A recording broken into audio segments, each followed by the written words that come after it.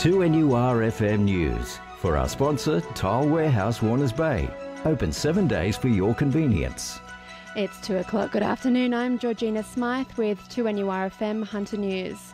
Newcastle Council has called on the state government for a $10 million cash splash to repair the ailing Merewether Bars and City Hall clock tower. The $10 million loan would include funds to repair the clock tower's sandstone facade, as well as the reconstruction of ramps and the promenade at the baths. City Hall is the largest single item on the council's infrastructure backlog. Councillor Nuatali Nelm says the loan issue highlighted ongoing problems with funding for our coastline. Coastline in Newcastle hadn't had any money spent on it in decades. So what we're actually seeing now is quite a few years of planning and getting funding together to start upgrading our coastline. So that work at Merewether Bars should happen over the next 12 months. Years of complaints from Rutherford residents have finally prompted an investigation into mysterious odours at the Rutherford Industrial Estate. The decision follows an independent report which recommends comprehensive testing to be undertaken on at least 9 sites of the estate. The Office of Environment and Heritage says tenders for the commission will be open till the end of February, with work starting soon after. A 25-year-old man has been charged for the assault of a 35-year-old male at Medowie. Police were called to the home near the Ferrydale and Medowie Road intersection at about 6 p.m. last night, where the victim was found unconscious. The offender was arrested a short time later. Port Stephens Detective Deputy Inspector Matthew Maroney says the victim has been treated at John Hunter Hospital. Scans revealed no serious injuries other than a fractured nose, and the offender has been charged with assault occasioning actual bodily harm. Newcastle's skate and surf scene is heating up with a national skating comp to take place just a few days before Surfest. The Hurley Australian Bowl Riding Championships will start tomorrow at 9 a.m. across from Bar Beach. The national event is expected to draw a large crowd, with spectators gathering to watch competitors practice yesterday. Meanwhile, Surfest will kick off next Wednesday at Merewether Beach.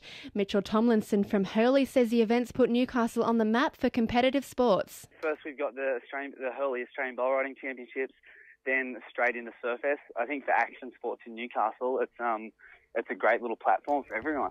The New South Wales Greens claim the government is shamefully out of touch with the community after ploughing ahead with plans to bring drilling rigs into farms and forests in Fullerton Cove to unearth coal seam gas. It comes as the state's riot squad is called into the area to break blockades and arrest residents against drilling through wetlands and aquifers to Newcastle and Port Stephens. Greens mining spokesperson Jeremy Buckingham says it's time for the federal government to pull the plug on the Minister Chris Hatch's responsibility for energy and resources portfolio. We need to press pause on the industry. That's what the people of Fullerton Cove in their blockade are demanding, and the Greens think they should get it. Hearing health experts will be on hand to provide Hunter residents with free hearing checks as the Australian Hearing Bus arrives in the region. Checks take around 15 minutes and are open to all adults wishing to attend. Morisset residents will find the bus in the car park of the Morisset Square until 5 p.m. this evening, when it leaves for Toronto Town Square at 9 a.m. on Monday. In finance, the All Ords is up 26 points at 49.81 and $1 Australian is buying 102 US cents. Now is sport, Belinda De Las Heras.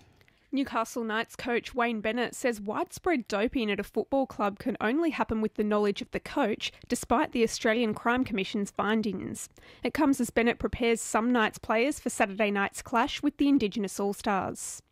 Homegrown boxer Chad Bennett has returned to Newcastle fresh off a knockout victory in Las Vegas, bringing with him hopes of a world title fight. Bennett is currently ranked 8th in the world by the World Boxing Organisation and is fighting to secure a title bout with undefeated Argentine Cesar Schwenker.